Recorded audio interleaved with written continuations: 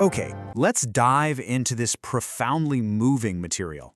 Welcome to today's Explainer, where we're unpacking a deeply affecting set of stories and data about the hidden struggles young people are facing right now, and really, the devastating consequences of them just remaining quiet. This isn't just about childhood or adolescence. It's about the very real, often completely invisible walls that build up within our own families. To start, we have to anchor ourselves immediately in a pretty harsh reality of the modern digital age, specifically how it preserves our deepest tragedies. The source material opens with this haunting story of a 6-year-old boy named Arjun. Following a really fatal incident, the entire country ended up seeing a grainy video of Arjun's final moments. So rather than remembering his smile, the world just witnessed his fall. His parents are now forever haunted by this digital ghost of their son. It brutally illustrates that grief today, it's public and it's permanent. Part 1. The Silent Reality of Discipline. A 6-year-old's World. Our story starts in the coastal town of Serenity Bay. Picture a family just returning totally exhausted from a long holy pilgrimage to the city of Anandpur. Arjun was just 6 years old, a kindergarten student. Because of the grueling trip, he was way too tired to even finish his homework. But his father, Vikram, who's described as a super kind and loving guy, gently coaxed his son out the door the next morning anyway. Vikram honestly believed he was just doing his duty as a parent, trying to instill some discipline and routine. He had absolutely no idea he was sending his exhausted kid into an environment where he'd be subjected to severe, unspoken school discipline by a teacher. That morning was literally the last time Vikram saw his son alive. And this brings us right back to a stark, chilling realization. When that unthinkable tragedy occurred at the school, it was captured on video. The tragedy climaxed not with justice, but with a viral, grainy clip of a little boy's darkest moment. The world immortalized the tragedy instead of the child's actual life. So, the crucial question is, why didn't Arjun, or really, why don't millions of kids exactly like him, speak up about the physical or verbal punishment they endure every single day? Well, the text provides this heartbreaking psychological insight. Even with laws strictly prohibiting corporal punishment, it's still an everyday reality because, at age 6, a child simply cannot distinguish between the hands that feed them and the hands that hit them. To them, they're all authority figures in the exact same world. So for a young child, staying silent isn't cowardice at all. It's a primal survival mechanism. To complain about the adults who nurture them feels like challenging the entire foundation of their reality. The narrator of our source text actually offers a really profound personal confession to illustrate just how easily adults misuse this kind of power. He admits to using what he calls his Brahmastra, basically a parent's ultimate weapon for obedience. For him, it was a common threat he used on his own 5-year-old son, Arav. He'd tell him, "I'll leave you in the jungle." He used it to make his son behave, just assuming it was completely harmless discipline. But one day, the narrator pretended to actually follow through on this threat. And the result? His son didn't just cry. He completely broke down, physically shaking in sheer terror. In that terrible instant, the 5-year-old didn't see his father as a protector anymore. He literally just saw the monster of the jungle. And this brilliantly illustrates a devastating truth.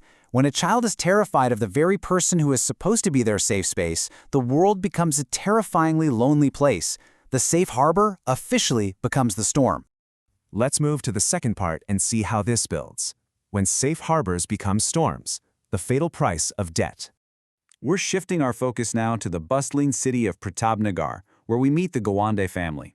They had moved from their ancestral village looking for a better life. Shankar, the dad, is a driver and the sole breadwinner, so he's carrying the whole weight of the family's survival on his shoulders. The family's great hope, though, is their son, Rohan. Rohan is brilliantly smart. He scored a massive 92% in his 10th grade exams and dreams of becoming a doctor. Now, the media headlines claimed a tragedy occurred here because Rohan stubbornly demanded a brand new phone.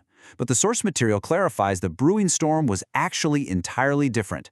Rohan wasn't demanding a new phone. He was trapped by an easy EMI installment plan for the phone he already had, a plan he simply could not afford. He wasn't being greedy at all.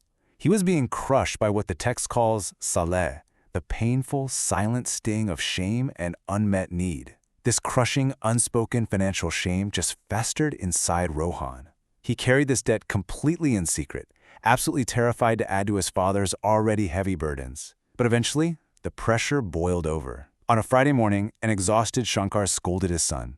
Feeling cornered, humiliated, and utterly suffocated by this silent shame, Rohan just walked out the door.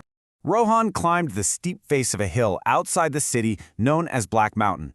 What followed was a highly public, agonizing 3-hour standoff. The police, the fire brigade, the village leaders, everyone was there.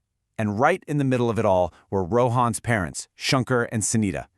Over these 3 hours, Sunita desperately begged her son to come down. She even offered to sacrifice her own Mangalsutra, the sacred thread of her marriage, telling him she would leave his father if only Rohan would step away from the edge. Shankar stood there with folded hands, crying, apologizing for literally every mistake he had ever made as a father. They did absolutely everything they could in those 3 hours, but they couldn't undo the months of silence that preceded it. In the end, Shankar moved forward, desperately reaching for his son. He didn't come back.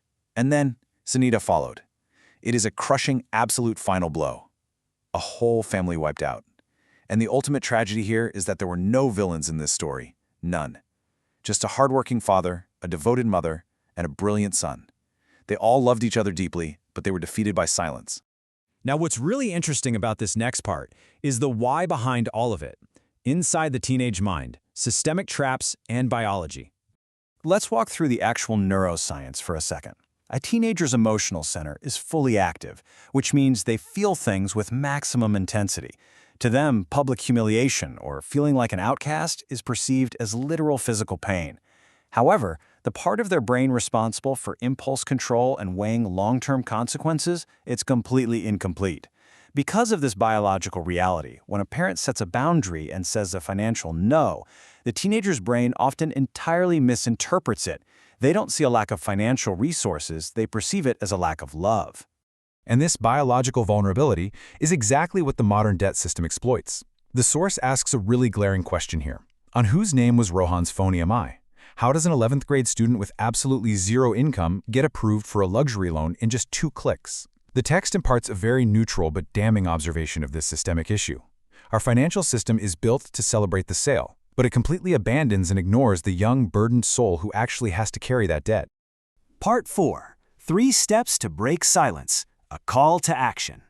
So if you have a child in your family between the ages of 13 and 20, the text outlines a very clear path forward. Here are 3 vital, potentially life-saving takeaways. First, show them the account book. Seriously, sit them down and show them the real family budget. Rent, groceries, medical bills, the whole shebang.